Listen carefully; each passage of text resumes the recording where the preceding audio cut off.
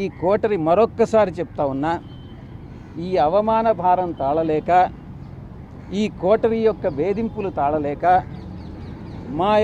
నాకు అప్పట్లో నా నాయకుడైనటువంటి జగన్మోహన్ రెడ్డి గారి మనసులో స్థానం లేదని గ్రహించి వేదన చెంది నేను పార్టీ వీడడం జరిగిందే తప్ప వేరే ఏ కారణం కాదు. మరొక్కసారి చెప్తా ఉన్నాను, మీరు ఈ రోజుకు కూడా ఈ యొక్క యూట్యూబ్ ఛానల్స్లో పార్టీలో నెంబర్ 2గా ఉన్నటువంటి వ్యక్తి విడిపోయాడు, పార్టీలో నెంబర్ 2గా ఉన్నటువంటి వ్యక్తి విశ్వాసఘాతకానికి పాల్పడ్డాడు, పార్టీలో నెంబర్ 2గా ఉన్నటువంటి వ్యక్తి జగన్మోహన్ రెడ్డి గారిని మోసం చేసి వెళ్ళిపోయాడు అని పదే పదే చాలా న్యూస్ ఛానల్స్లో మా వాళ్ళే కొన్ని రాయిస్తూ ఉన్నారు, మీరు కొన్ని రాస్తూ ఉన్నారు. దాంట్లో కొన్ని పెయిడ్ ఆర్టికల్స్ ఉన్నాయి, కొన్ని మామూలుగా మీరేదో ఆత్మసంతృప్తి కోసం మీరు రాసుకుంటా ఉన్నారు. నేను అధికారం వచ్చిన 6 నెలల్లో నా యొక్క 2వ స్థానం 2000 స్థానానికి పడిపోయింది. కాబట్టి దయచేసి నేనేదో నెంబర్ 2 స్థానంలో ఉన్నాను అన్నటువంటి విషయాన్ని మర్చిపోండి, తిరిగి రాయవద్దు అని మీకు అందరికీ కూడా విన్నవించుకుంటున్నాను.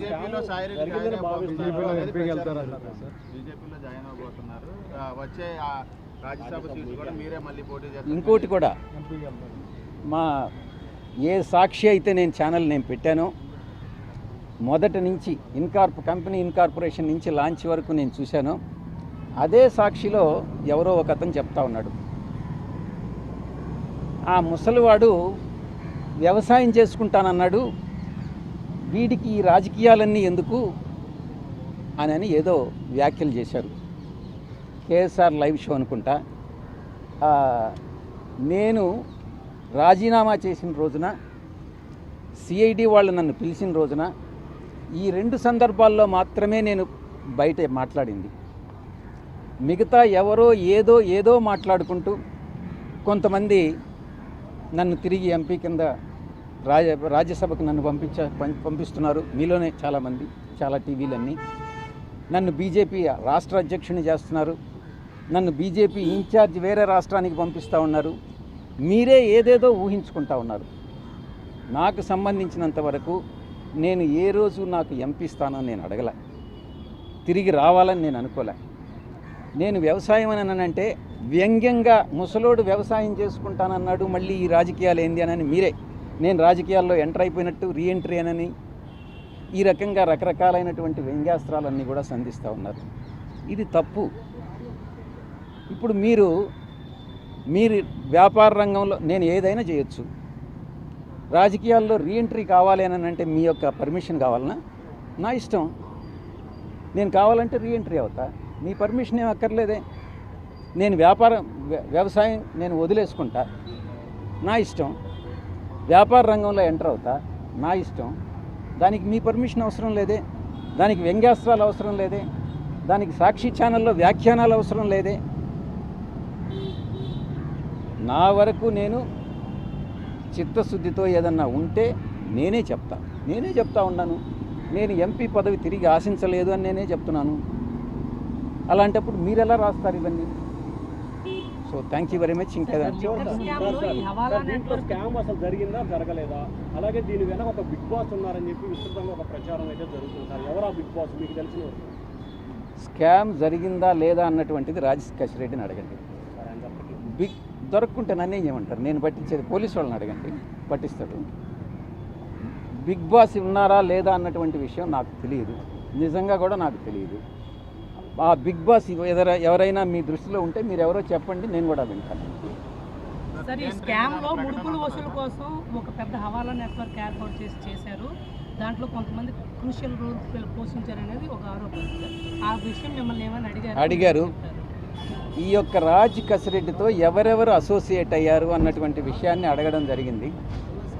ఆ రాజ్ కసిరెడ్డితో నేను ఒక్కటే చెప్పాను, రాజ్ కసిరెడ్డి ఆయన కో బ్రదర్ అవినాష్ రెడ్డి, రాజ్ కసిరెడ్డి కో బ్రదర్ అవినాష్ రెడ్డి, రాజ్ కసిరెడ్డి మరో అనుచరుడు చాణక్య అలయాస్ ప్రకాష్, చాణక్యరాజ్, 3 కిరణ్ అనేటటువంటి వ్యక్తి, 4 సుమీత్ అనేటటువంటి వ్యక్తి, 5 సైఫ్ అనేటటువంటి వ్యక్తి మిగతా చాలామంది ఈ యొక్క నెట్వర్క్లో ఉన్నారు అన్నటువంటి విషయాన్ని నేను చెప్పాను.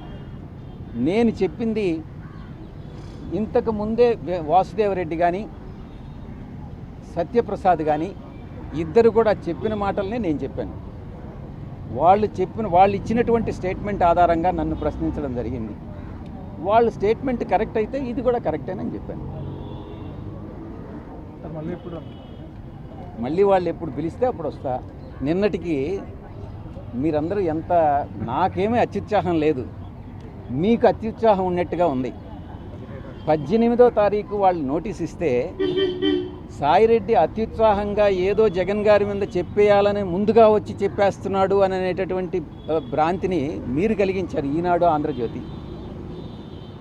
ఈనాడు ఆంధ్రజ్యోతి నన్ను సమ్మన్ చేశాయా, లేకుంటే సిట్ నన్ను సమ్మన్ చేసిందా? ఈ రకమైనటువంటి జర్నలిస్టు ప్రమాణాలు మానుకోండి. జర్నలిస్టు విలువల్ని మీరు కాపాడండి. అందుకే నేను గతంలోనే చెప్పా, ఎప్పటి నుంచో కూడా నాకు ఈ ఛానల్ స్టార్ట్ చేయాలని ఉంది అని. ఈ యొక్క ప్రమాణాలు చూసి కొంచెం విలువైనటువంటి మంచి ఛానల్ నిర్మిస్తే నాకు భగవంతుడు కానీ డబ్బులు ఇస్తే నేను ఫస్ట్ చేసేది అదేనని మీ అందరికీ కూడా తెలియజేసుకుంటా ఉన్నాను.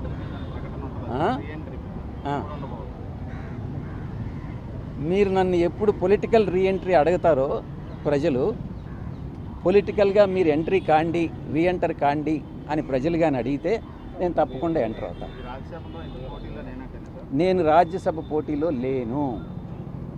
సార్ మీరు అన్న అవినాష్ రెడ్డి ఎవరు సార్? రాజ్ కసిరెడ్డి కో బ్రదర్. మన దగ్గర అవినాష్ రెడ్డి, అవినాష్ రెడ్డి వైఫ్, రాజ్ కసిరెడ్డి వైఫ్ అక్కల చెల్లి. అనిరుద్ధ్ రెడ్డి అని ఒక అతను అదాంలో ఉన్నారు, ఆయన అవినాష్కి ఏమవుతారు? అనిరుద్ధ్ రెడ్డి అని అవినాష్ రెడ్డి, అనిరుద్ధ్ రెడ్డి అని ఆయన కూడా రాజ్ కసిరెడ్డి బంధువే.